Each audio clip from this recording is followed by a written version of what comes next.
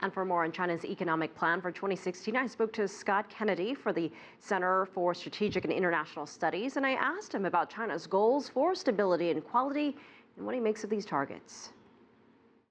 I think those would not be two bad goals. China's had a lot of volatility in the past year, or at least a lot of anxiety, particularly in financial markets, and improving the quality of growth, which I think requires systemic reforms in the financial sector and incentives for local officials.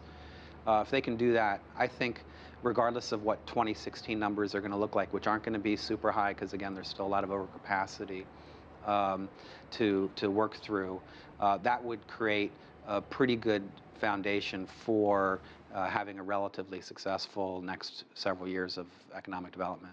What do you make of the priority of this work conference being structural reforms?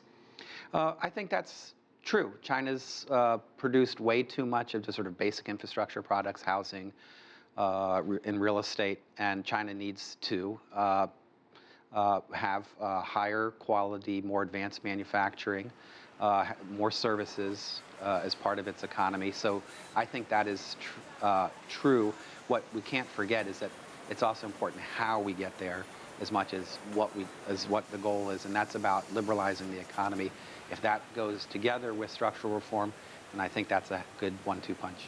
So outside of housing and infrastructure, what other markets is China trying to shore up, do you think, for 2016?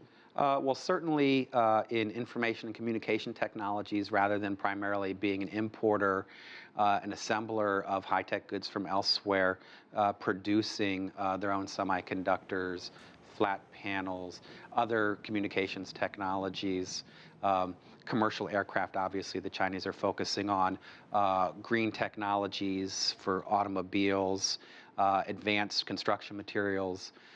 Everyone knows what the air is like in many parts of China.